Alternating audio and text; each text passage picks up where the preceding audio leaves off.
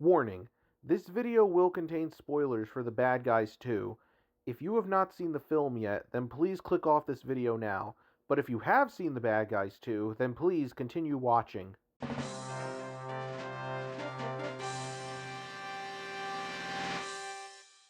Yes, sir.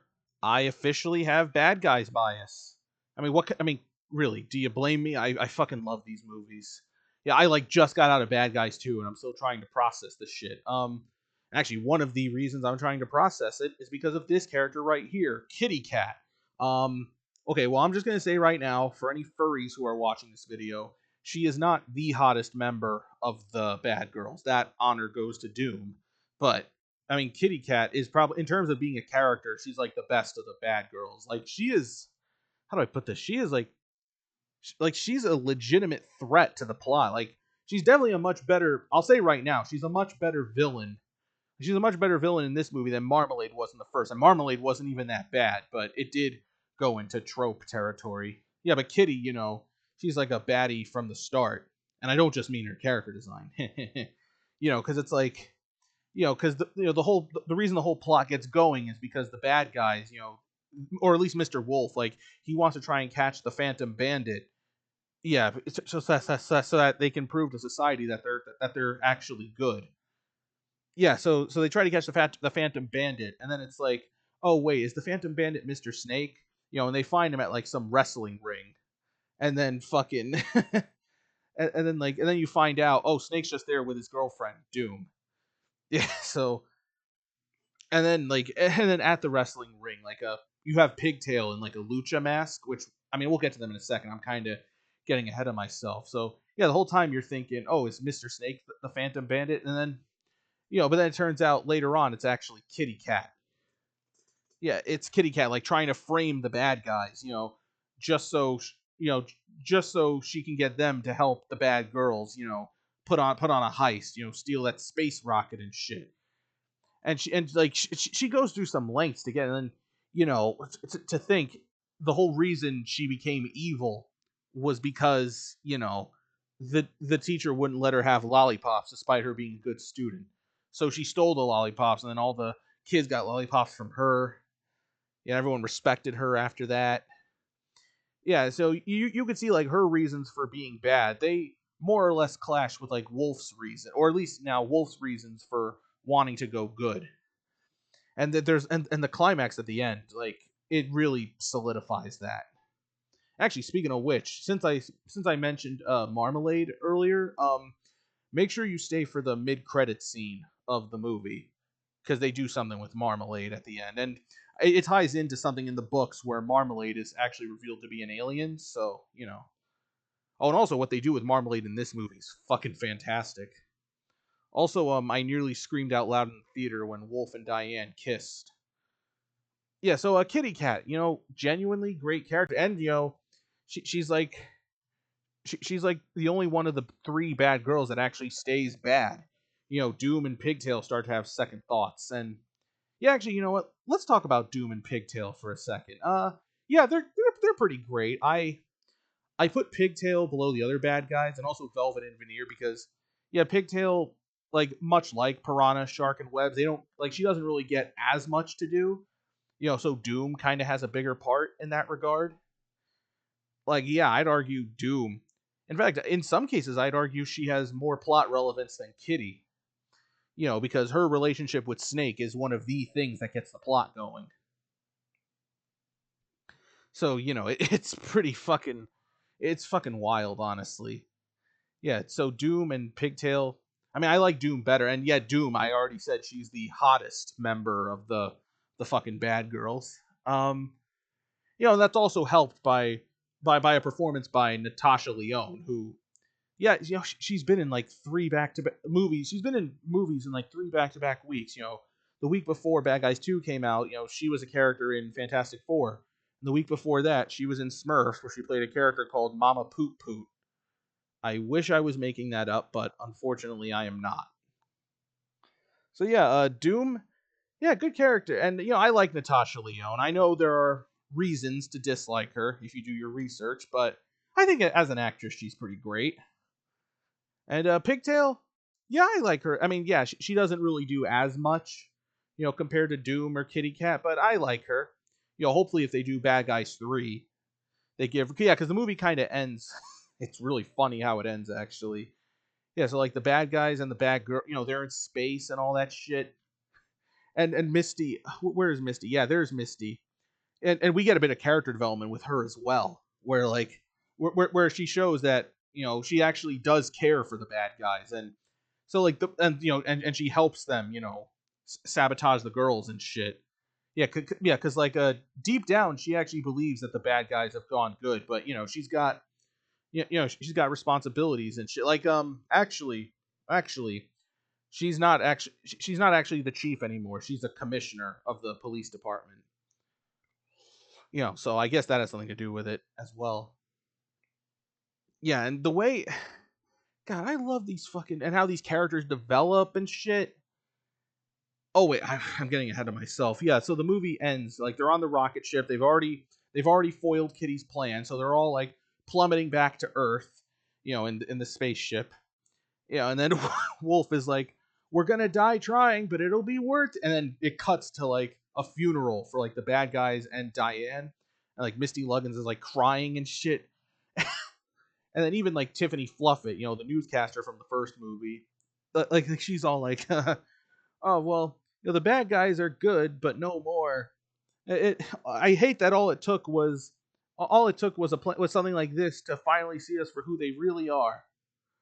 And then at the very very end, it turns out like like Misty goes into some room, and she's like, and like her crying turns into laughing. Then you actually see like, oh, the bad guys are still alive, and then they try to spin the story as like they they try to spin the story as like, oh, Kitty Cat gets thrown in jail while Doom and Pigtail do like community service. It's hilarious as hell. And then actually the movie ends with like all the bad guys and Diane, because at this point, Diane's identity as the Crimson Paw has already been revealed, so she can't be governor anymore. Yeah. So and also yeah, Wolf and Diane's relationship. I don't even think I meant. Did I mention that I screamed when? Yeah, because I gotta be honest with you, I did like two takes beforehand.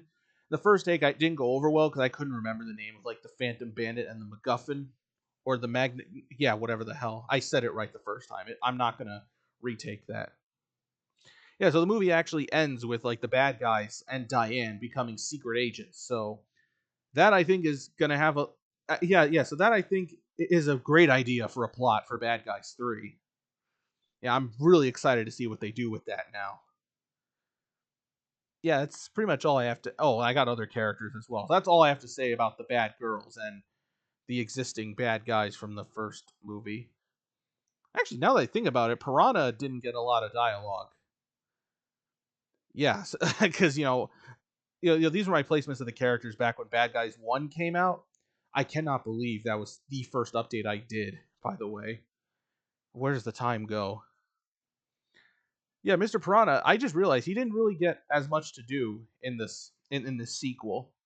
I'm not here to dwell on. Like I'd argue, Shark got more to do than he did. Where's my flowers? Prego, cappuccino. Oh, and also they did a thing at the beginning. The opening scene is like where they're trying to steal some car in like Egypt, and like, and it turns out it's like Miss Tarantula's first job. So I thought that was pretty wholesome. Yeah. So, anyways, then we have Mr. Moon right here, not to be confused with Buster Moon from Illumination Sing. It's not like you really could anyway, because he's not a fucking koala. Though a koala in the Bad Guys universe would be pretty sick. Hey, DreamWorks, if you're making Bad Guys 3, why not make a koala the villain? Yeah, or has Aaron Blaby even? Are there any for any people who have read the Bad Guys books? Are there any koala characters in them? Yeah, please fill me in on that. Yeah, Mr. Moon. This is the guy. Yeah, this is the guy who like the bad girls want to steal the rocket ship from, and they need the bad guys' help to get it. Yeah, so they like infiltrate his wedding just so they infiltrate his wedding, just so they can steal the like his watch that gets him into the space station. And that whole scene is just comedy gold. It's like it's like I still think about him like literally at his wedding waiting for his bride, not knowing that his wife to be is fucking not knowing that his wife to be is fucking Mr. Wolf in a dress, and that actually ties into another character we're gonna talk about here. Yeah, Mr. Wolf in a dress, and like Mr. Shark is like officiating the wedding. That whole scene is, yeah. This whole movie is just really fucking funny. I Yeah, that's the thing I love most about these bad guys movies. They're as funny as they are emotional. Yeah, so please bring on Bad Guys 3, 4, 5. Make as many as you like at this point. I don't give a shit. Even if you make a bad guys movie, bad guys is still the bad guys, so I'm gonna love it regardless. And that's like my dad with Star Wars. He always says bad Star Wars. But that's not important though. I mean, speaking of which, Disney just today announced that A New Hope's getting a 50th anniversary re-release on April 30th, 2027. Yeah, that's again that's not important. Mr. Moon. I've heard people say he's like an Elon Musk type, which I didn't really pick up on. But then again, people also said that about where the hell is he? Jack Horner from Puss in Boots: The Last Wish. Yeah, that's another one I didn't pick up on until after people started comparing the two. Well, actually, with Jack Horner, I think it was only Animat, but no, I think there's even like an entire article on some website about how this character, Mr. Moon, how he was directly inspired by Elon Musk. Because if so, then that's brilliant. Good job, Mr. Peripheral. Good job. Anyways, yeah, he's pretty good. Well, yeah, I should have guessed he was an Elon Musk type, considering he literally owns a fucking rocket into space. It's amazing what these people do, huh? Actually, this guy, I kind of forgot his name, but like he plays a semi-significant part in the plot. How do I put? Yeah, so the movie opens with like the movie opens on like the very heist where Mr. Wolf got his car from the first movie. And it's him stealing the car. And it's like, I will never drive another car ever again. And cut to present day, he has a piece of shit car. Oh, and they also say the word jackass in the movie, so that caught me by surprise. When are they going to say shit? Because I know for a fact you can say shit without getting anything higher than a PG. The movie Piece by Piece did it. Anyways, oh yeah, go watch Piece by Piece if you haven't. Anyway, I'm getting off topic. Yeah, this guy, like at the beginning, where like Mr. Wolf gets his car, like he's actually the one who owns the car, and so they're like stealing it from him. And then like 5 years later, 5 years later, he shows up at Mr. Moon's wedding. Mr. Wolf, like as he's about to shake Mr. Moon's hand in his disguise, like he recognizes this dude.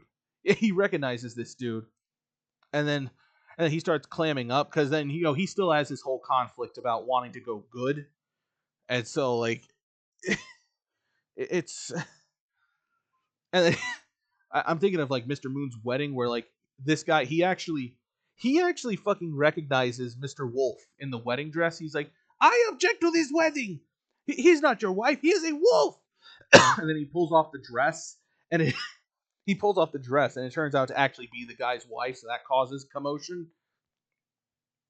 It's actually and then the way they expand on that, like because before this he was actually looking up if he had recognized he was because Mr. Wolf he was pretending to be this guy like Wolf like Ben Wolford or something or Buck Wolford. Yeah, Buck Wolford.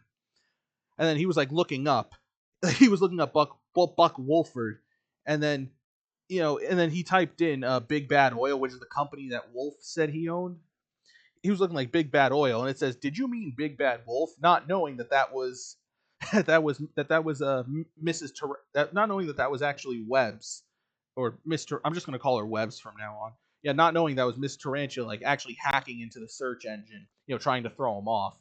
And then like Mr. Piranha gets right behind him and he says, "Oh, Chico, I think something weird's going on," and that makes him get up and object to the wedding.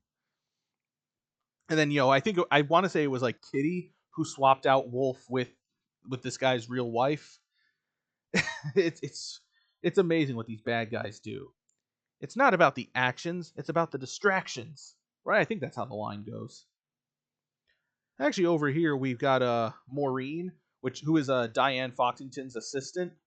Um, she's an S tier. I mean, even though she doesn't do much in the movie, she's an S tier for two reasons. One being, well, she's a bad guy's character, And second, I would tap that. Yes, I would. Yes, I would. Funny how I have her and the butler from Dogman right next to each other. They're both equally tappable, but that's not important right now. Um, and we have another character who doesn't do much. The bank teller. It's he gets a funny scene here and there. It's like, well, actually, I shouldn't say here and there. It's more so just a here or there, depending on how you look at it.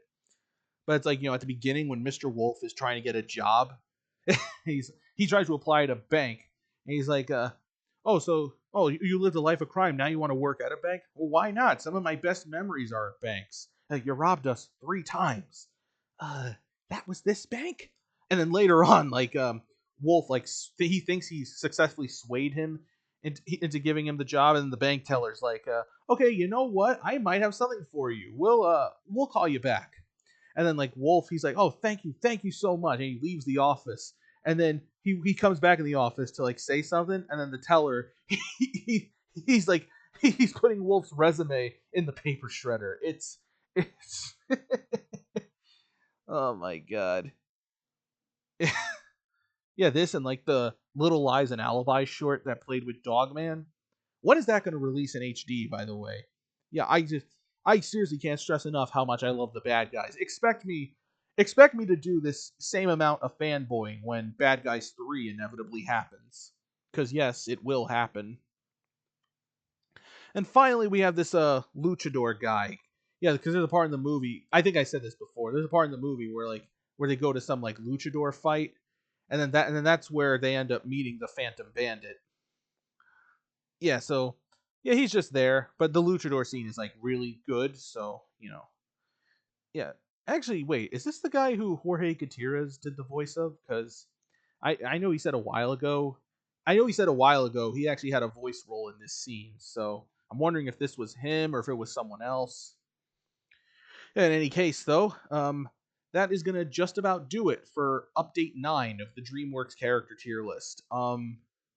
Yeah, in update 8.5, I went over all their upcoming movies. None of those have changed as of right now, so I'm just gonna play back that footage, starting with Gabby's Dollhouse the movie on September 26th, which, despite me not being the target audience, it does look rather cute. It could maybe be as good as the Paw Patrol movies, which I thought were pretty solid. After that, the untitled film that was previously slated for September 25th, 2026, is now known as Forgotten Island, which is being directed by Joel Crawford of Puss in Boots: The Last Wish fame.